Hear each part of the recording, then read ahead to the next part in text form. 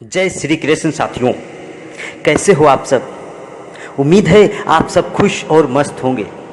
साथियों, हमारे YouTube channel time of mathology में आपका एक बार फिर दिल से स्वागत है। साथियों, क्या आप जानते हैं कि सृष्टि के रचयिता कहे जाने वाले ब्रह्मा जी के मन में अपनी ही बेटी के प्रति सहवास करने की इच्छा उत्पन्न हुई थी, जिसके बाद उनकी बेटी सरस्वती को अपने पिता के मंसूबों का पता चल गया और वह अपने पिता ब्रह्मा जी से छिपने के लिए संपूर्ण ब्रह्मांड में विचरण करने लगी थी। लेकिन कामातुर ब्रह्मदेव ने उन्हें फिर भी ढूंढ निकाला और अंत में विवश होकर माता सरस्वती को अपने रचयिता पिता ब्रह्मा जी से ही शादी करनी पड़ी थी। साथियों, इसकी असली सच्चाई क्या है, आइए जानते हैं। लेकिन इससे पहले आप लोगों ने अगर अभी तक हमारे चैनल को सब्सक्राइब नहीं किया है तो अपना थोड़ा सा प्यार और सपोर्ट देते हुए हमारे चैनल को सब्सक्राइब जरूर कर लीजिए और बेल आइकन को भी ऑल सेलेक्ट कर लीजिए ताकि ऐसी ही पौराणिक जानकारियां आप तक आसानी से पहुंचती रहें। धन्यवाद। साथियों, जैसा कि आप सभी लोग जानते होंगे कि इस सृष्टि की बागडोर त्रिदेवों के हाथ में है। जहां ब्रह्मा जी के हाथों में सृष्टि की रचना करने का दायित्व है, वहीं भगवान विष्णु जी के हाथों में संरक्षण करने का दायित्व है और भगवान शिव जी के पास विनाश करने का दायित्व है।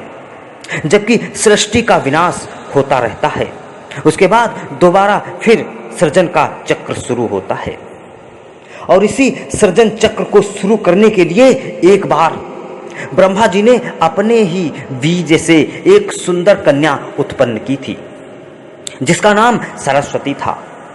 इस बात का वर्णन खुद सरस्वती पुराण में मिलता है। दरअसल सरस्वती माता की कोई मां नहीं थी। उन्हें ब्रह्मा जी ने केवल और केवल अपने बीज से उत्पन्न किया था। विद्या की देवी कही जाने वाली माता सरस्वती दिखने में बहुत ही खूबसूरत थी।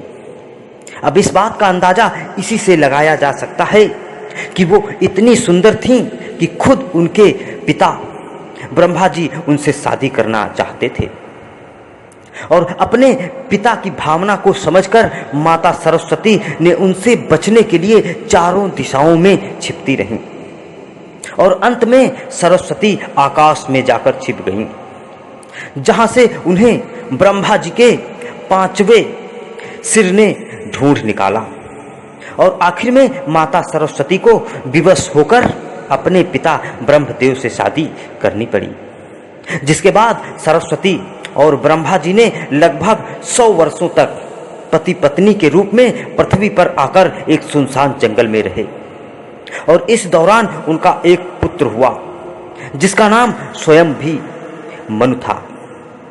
ऐसा कहा जाता है कि पृथ्वी पर जन्म लेने वाला पहला इंसान स्वयंभू मनु ही था और मनु ही सनातन धर्म, वेदों के और संस्कृत भाषा के जनक कहे गए थे। वहीं अपनी ही पुत्री के प्रति आकर्षित होकर संभोग करने के कारण सभी देवी देवता ब्रह्मदेव को एक दोषी की तरह देखने लगे थे, जिसके बाद सभी देवगण भगवान शिव के पास पहुंचे और उनसे आग्रह किया कि हे भगवान, ब्रह्मदेव को अपनी ही बेटी के प्रति सहवास करने की इच्छा के लिए दंड दिया जाए। कहा जाता है कि सभी देवताओं की बात सुनकर भगवान शिव जी अत्यंत क्रोधित हुए और उन्होंने ब्रह्मा जी के 5वें सिर को धड़ से अलग कर दिया। इस बात का जिक्र भी शास्त्रों में बहुत मिलता है कि पहले ब्रह्मा जी के 5 सिर हुआ करते थे, लेकिन 5वें सिर को भगवान शिव द्वारा उनके धड़ से अलग कर दिया गया था।